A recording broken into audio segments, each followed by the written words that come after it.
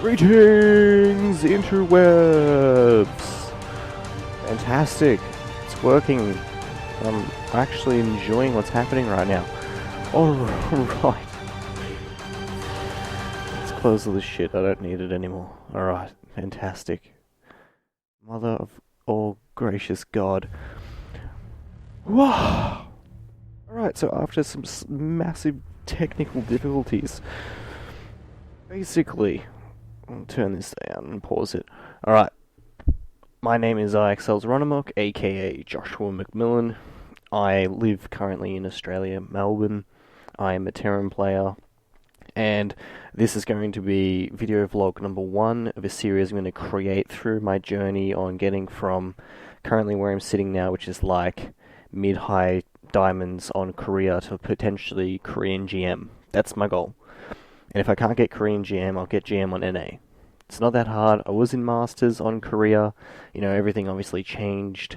The MMR system, things like that, got completely changed around with the whole global play just because of the influx of players. And this is going to be a vlog series based on what I'm going to do to achieve getting back into Masters and potentially pushing further into GM. It's going to cover things like my tournament series, things I find frustrating, things that I'm doing well, things that just generally everything that's happening on a week-by-week basis to kind of give the download. Now, a few of you might be thinking of other ways to find out how to improve. I'm going to go through that in the various other vlogs that are going to come on a weekly basis, but, you know, straight up, I bought myself a journal. Basically, this is going to be the thoughts and notes of everything that I do. I recommend anyone else that wants to go try something like this out to do it. Basically, just to write down, maybe at the end of every game, maybe write down at the end of every laddering session, you know, what is it do you think you're failing on? Is it your macro? Is it this? You know, pick out these things and focus on them one by one. Well, that's what I'm going to be doing anyway, and we'll see how that works. I mean, obviously, we're going to go through things like my statistics and shit like that. So, let's have a look at this really currently. This is my MMR. This is basically where it's been now for the last week and a half. This is basically where I started. No, here's that diamond line. So this is coming off of last season where I had a huge drop. And then we've gone up. You know, we've been hitting these random players who just spike up randomly. It's just like, whoa. So this is kind of like residual parts of my Masters MMR that are allowing me to hit these kind of players. We went up, we went down a little bit, we went up, we dropped again, you know. We tried to do some different builds and things like that. It didn't really work out too well for us. And we went back up again. This is kind of like mid this week. And then we just kind of crashed again. And now I'm back on the uprise because the last couple of nights I've been like, alright, I'm going to play some proper games. I'm just going to follow the one build order. And I'm going to try and do it consistently and to the best of my ability regardless of what my opponent's doing. And I've seen some pretty good increase in my skill just here. As we can see here, basically was like I died, I dipped massively, and I've just gone win, win, win, win, win, win, win, win. Now we're on the uprise. And it's basically where it needs to go. But, you know, this is the Masters line. This is obviously where I want to be. And if we go out even further, here's the GM line. So I got quite a gap. At least, you know, close to, what is that? 700 MMR points, at least. I'm going to be doing a lot of more regular streaming, and to encompass that, I'm going to work on more of a schedule for my own self. So that means I'm going to be not trying to stay up and watch WCS Europe until 4 o'clock in the morning and then expect to get up at a reasonable time and, you know, get fit and get healthy. Because another thing of what I'm going to start doing is starting an exercise regimen. And I'm going to post these kind of details up for you guys. We're going to look at more some of the statistics, I guess, as my fitness gets better and my gameplay gets better. It's kind of like going to be an encompass thing. Very much so, like more the professional athletes. Like you'll notice that even a lot of the top Korean pros do things like they'll have their fitness kind of structured and things like that around their gameplay. And well, you know, it's working for them. So if you want to get good, you want to get successful, and you want to be a pro player and have outstanding results, you know, you've got to see what the pros are doing, and you've got to try and mimic it the best. Like to be a professional gamer is a dream for most, if not many people that are actually in like competitive gaming scene.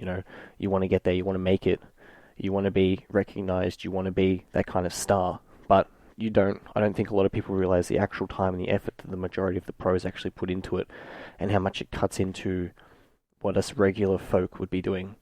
You know, a lot of them kind of shun out friends. They literally go back to the team house environment. They don't have anyone. They practice. Like the Koreans are relentless. They will practice anywhere between 9 to 12 hours. I've even heard some Korean players play up to like 14 hours in a row.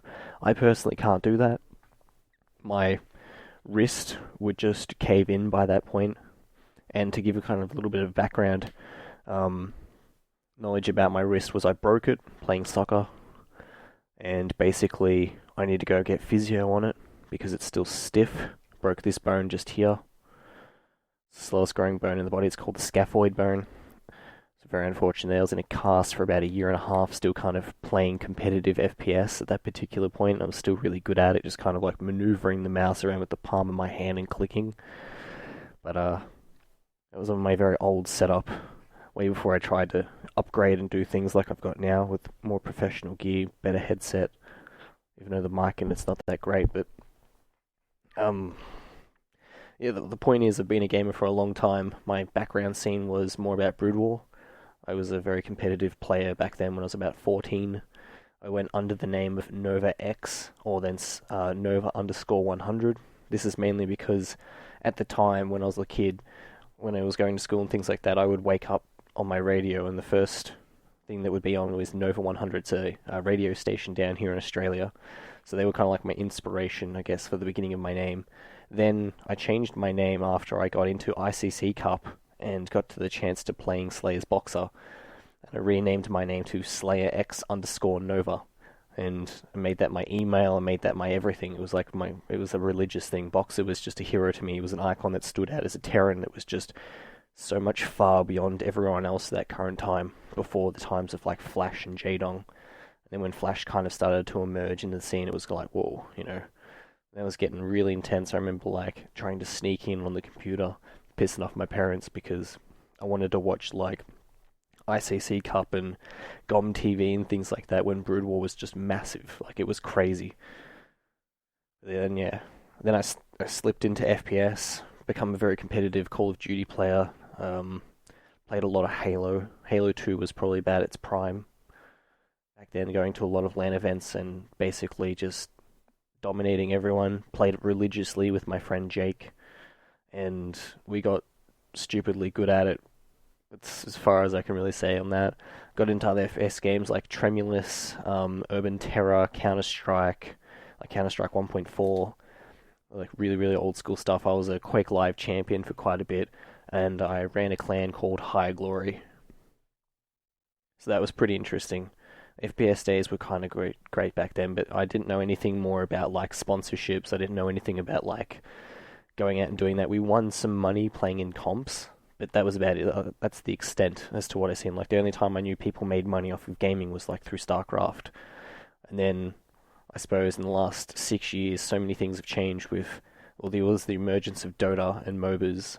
World of Warcraft become really popular, and a lot of people were getting money and stuff through farming items and shit like that. And I was like, oh, okay. And then, recently things like LoL and StarCraft 2 have just completely revolutionized the scene, and like the console gaming scene's kind of booming as well. It's getting very competitive.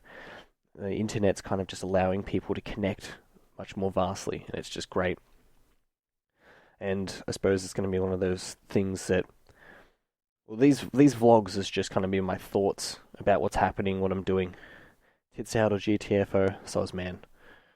But yeah, so it's basically going to be like structured fitness.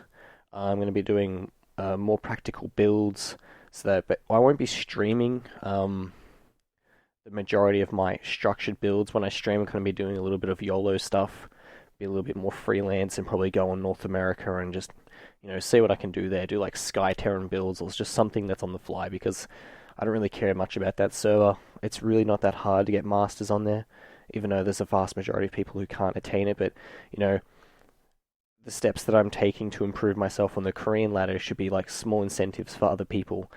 And work on your benchmarks. Go get your replays. Get a journal. Write down some timings. Write down some things. Focus on that when you want to practice, and you'll improve. It's good. It's a good methodology to have these kind of benchmarks to allow yourself to physically see where you stand against what the actual pros are doing. I mean, that's the first steps of having a good mechanical base. And then when you develop that, you can start doing things like strategies and trying to bait units into what units and things like that.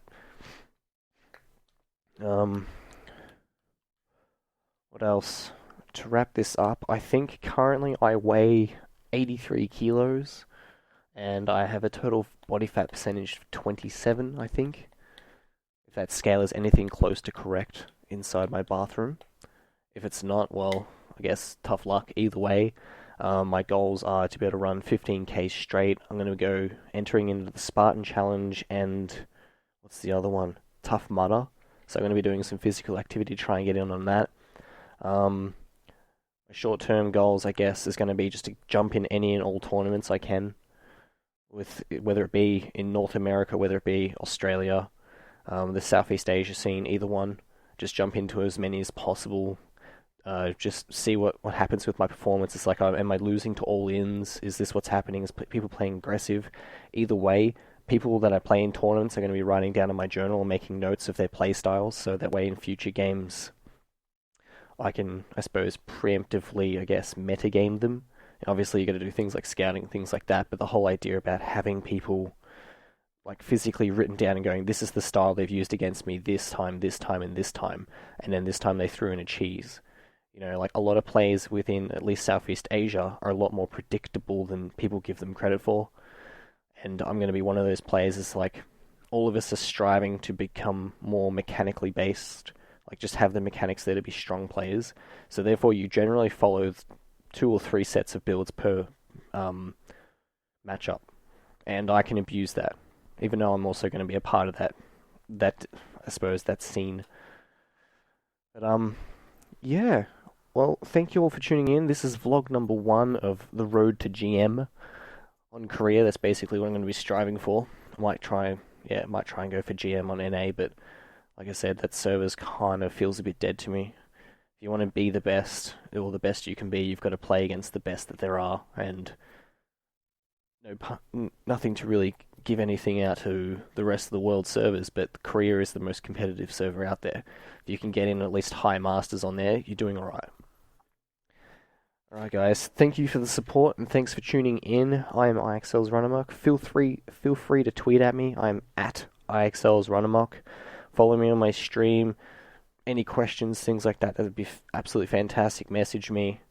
I'd love to hear about it, but strive to be better gamers yourselves. Strive to just live healthier lifestyles and always chase your dreams.